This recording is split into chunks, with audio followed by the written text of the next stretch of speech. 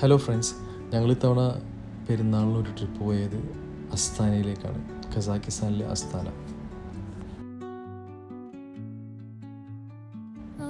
ഞങ്ങൾ ഫസ്റ്റ് പോയത് നൂർ സുൽത്താൻ മോസ്കിലേക്കാണ്. പെരുന്നാളായതുകൊണ്ട് പെരുന്നാൾ നിസ്കരിക്കാൻ വേണ്ടിയിട്ട് ഞങ്ങൾ അങ്ങോട്ടാണ് പോയത്.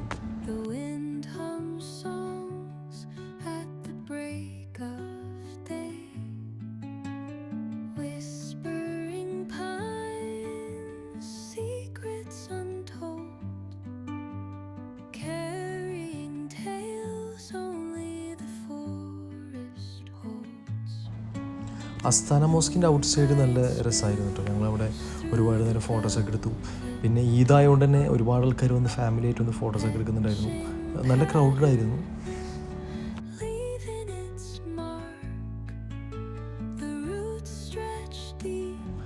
അവിടെ ഞങ്ങൾ കുറേ നേരം കറങ്ങി, അതിനുശേഷം അവിടെ തന്നെ ഭക്ഷണം കഴിച്ചു. ഒരു ടാക്സി എടുത്തിട്ട് നെക്സ്റ്റ് ലൊക്കേഷനിലേക്ക് പോകാൻ പ്ലാനാക്കി.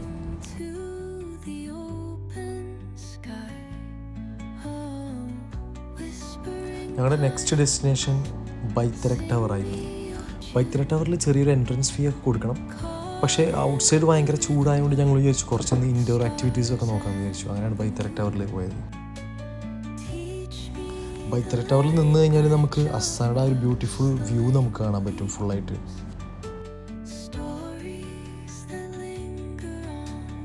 ഉച്ചയായപ്പോൾ ഞങ്ങൾ നേരെ പോയത് ഖാൻ ഷാത്തിർ എന്ന് പറഞ്ഞൊരു മോളിലേക്കാണ് കേട്ടോ. അവിടെ അത്യാവശ്യം ഇൻഡോർ ആക്ടിവിറ്റീസും കുറേ ഗെയിംസ് അങ്ങനെ കുറേ ഓപ്ഷൻസ് ഉണ്ടായിരുന്നു. നല്ലൊരു മോളായിരുന്നു കേട്ടോ. ഒരുപാട് നടന്ന് കാണാനും പിന്നെ അതുപോലെ ഗെയിമിങ് ഇഷ്ടമുള്ളവർക്കും. പിന്നെ ഏറ്റവും കൂടുതൽ കണ്ടത് അവിടെ ഫാമിലീസൊക്കെ വന്നിട്ട് കുട്ടികളായിട്ട് വന്ന് കുറേ ഇൻഡോർ ഗെയിമിങ് ഓപ്ഷൻസും കണ്ടില്ലേ. അങ്ങനെ ഒരുപാട് നല്ല ഒരു ഓപ്ഷൻസുള്ള മോളായിരുന്നു.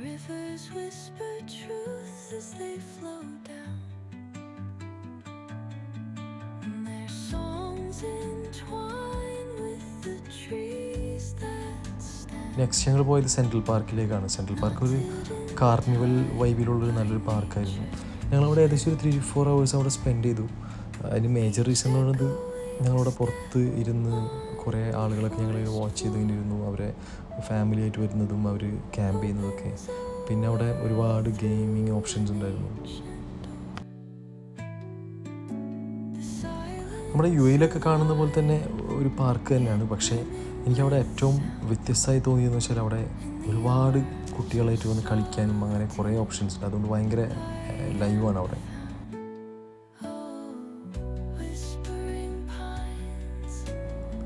അതിൻ്റെ തൊട്ടപ്പുറം തന്നെ ഒരു ബോട്ടിങ്ങിന് പറ്റിയ ഒരു ഏരിയയും പിന്നെ അതുപോലെ തന്നെ നല്ലൊരു ഫോട്ടോസൊക്കെ എടുക്കാൻ പറ്റിയ ഒരു ലേക്ക് സൈഡും അങ്ങനെ ഒരുപാട് ഓപ്ഷൻസ് ഉണ്ടായിരുന്നു.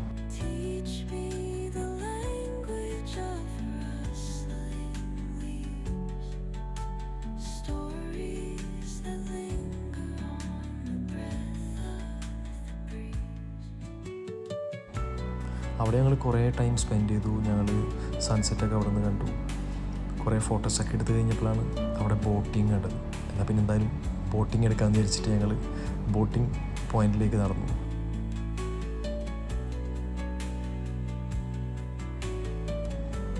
ഫൈനലി ഞങ്ങൾ ബോട്ടിൽ കയറി. ഏകദേശം 1 മണിക്കൂറൊക്കെ ക്യൂ നിന്നിട്ടാണ് ഞങ്ങൾ ബോട്ട് കയറിയത്. ഒരുപാട് ആൾക്കാരുണ്ടായിരുന്നു. അതൊരു മേജർ ആക്ടിവിറ്റിയാണിത് ഇവിടുത്തെ. ഒരു 1.5 hour ബോട്ടിൽ നമ്മളെ കൊണ്ടുപോകും. എന്നിട്ട് അവിടുത്തെ മേജർ സിറ്റിയിലെല്ലാ ഏരിയാസും കവർ ചെയ്യും. നമുക്ക് എല്ലാ മെയിൻ ബിൽഡിങ്സും അതുപോലെ മെയിൻ ടൂറിസ്റ്റ് അട്രാക്ഷൻസും ഒക്കെ അതിൽ നിന്ന് കാണാൻ പറ്റും.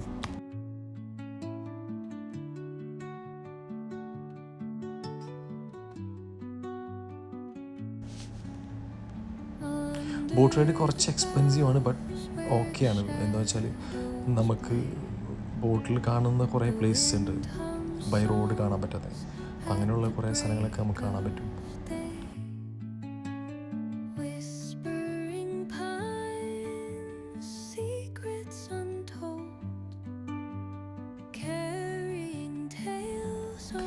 നെക്സ്റ്റ് ഏർലി മോർണിംഗിന് ഞങ്ങൾ ബൊറോവോയ് റിസോർട്ട് ആ ഒരു ഏരിയയിലേക്ക് ഞങ്ങൾ ട്രെയിൻ കയറി.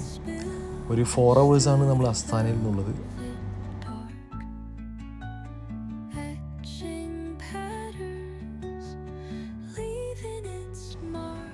അസ്താന എനിക്ക് കുറച്ചും കൂടി ഒരു ദുബായൊക്കെ പോലത്തെ ഒരു സിറ്റി ആയിട്ടാണ് എനിക്ക് തോന്നിയത്. അപ്പോൾ അതുകൊണ്ടാണ് നമ്മൾ കുറച്ച് സിറ്റിയിൽ നിന്നൊക്കെ മാറി റിലാക്സ്ഡ് ആയിട്ടുള്ളൊരു പ്ലേസിലേക്ക് പോകാമെന്ന് വെച്ചിട്ടാണ് ബൊറോവയെ പോയത്.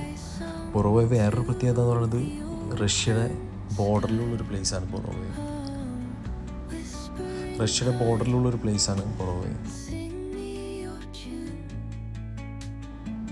പിന്നെ ബൊറോവയിലൊരു പ്രധാന ചലഞ്ചായി നമുക്ക് തോന്നിയത് ലാംഗ്വേജാണ് കേട്ടോ. അവിടെ ഉള്ള ആൾക്കാർക്ക് കൂടുതൽ റഷ്യയാണ് സംസാരിക്കുന്നത്. അപ്പോൾ റഷ്യൻ ലാംഗ്വേജ് ആയതുകൊണ്ട് തന്നെ അവരെ ഒട്ടും മനസ്സിലാവുന്നില്ല. അവരെന്താ ഉദ്ദേശിക്കുന്നതെന്ന് നമുക്ക് ഒട്ടും ക്ലിയർ ആവുന്നില്ല.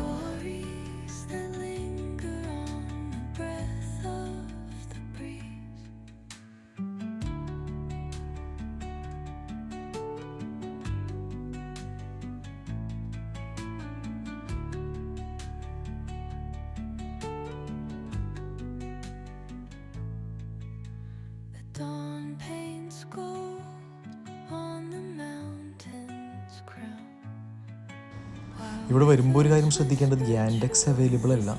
ഇവിടെ വേറൊരു ആപ്പായിരുന്നു അവൈലബിൾ ആയിട്ടുണ്ടായിരുന്നത്.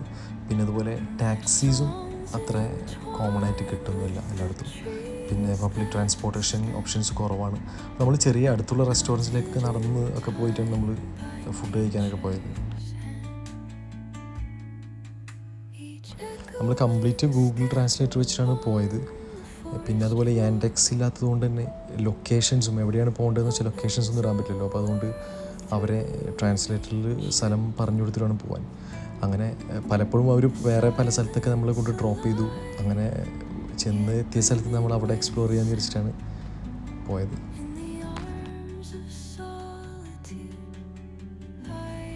അല്ലെങ്കിലും നമ്മൾ അങ്ങനെയാണല്ലോ. നമ്മൾ ടൂർ പോകുമ്പോൾ ഏറ്റവും കൂടുതൽ നമുക്ക് വേണ്ടത് ഫ്ലെക്സിബിലിറ്റിയാണ്. അല്ലാതെ നമ്മൾ ഇന്ന സ്ഥലത്ത് തന്നെ കറക്റ്റ് പോകണം അങ്ങനെയൊന്നും വിചാരിച്ച് പോയിട്ട് കാര്യമില്ല.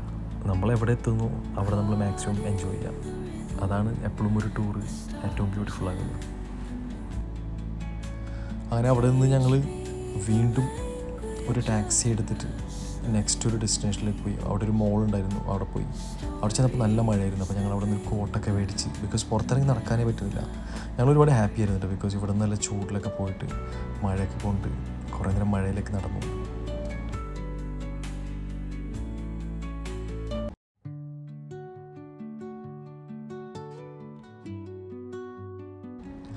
നല്ല മഴയത്ത് അവിടെ കുറേ ആൾക്കാർ കുളിക്കുന്നുണ്ടായിരുന്നു ബീച്ചിൽ. ഇതൊരു ചെറിയൊരു ബീച്ചാണ് ആക്ച്വലി.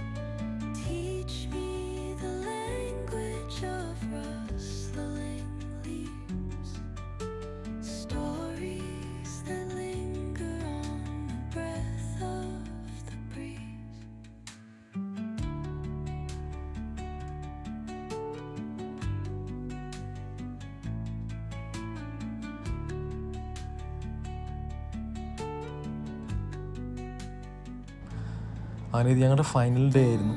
ഫൈനൽ ഡേയിൽ ഞങ്ങൾ ബൊറോവയിൽ ഫോറസ്റ്റിനുള്ളിലേക്ക് ഞങ്ങളൊരു ട്രിപ്പ് എടുത്തു. അവിടെ കുറച്ചധികം നടന്നു. ഞങ്ങൾ ഫോറസ്റ്റൊക്കെ എക്സ്പ്ലോർ ചെയ്യാൻ വെച്ചിട്ട് അവിടെ നടന്നു. അവിടെ കുറേ റിസോർട്ടുണ്ട്. മെയിൻ റിസോർട്ട് സിറ്റിയാണ് കേട്ടോ അത്. ഒരുപാട് റിസോർട്ടുകളുണ്ട് അതിൻ്റെ ഉള്ളിൽ.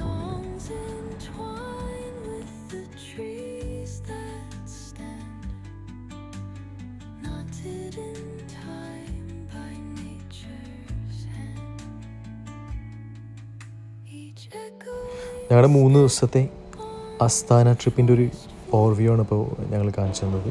ഞാൻ ഒരുപാട് ഡീറ്റെയിൽ ആയിട്ടൊന്നും എല്ലാം കൊടുത്തിട്ടില്ല ഇവിടെ. കുറച്ച് മേജർ പ്ലേസസ് മാത്രം, പിന്നെ പോലെ ഏറ്റവും കൂടുതൽ നിങ്ങൾ അറിയേണ്ട കുറച്ച് കാര്യങ്ങൾ മാത്രമേ കൊടുത്തിരുന്നത്. അപ്പോൾ എന്തെങ്കിലും ഡീറ്റെയിൽ ആയിട്ട് എല്ലാം അറിയണമെന്നുണ്ടെങ്കിൽ എൻ്റെ നമ്പർ കൊടുക്കാം, നിങ്ങൾ അതിൽ എന്നെ കോൺടാക്ട് ചെയ്താൽ മതി.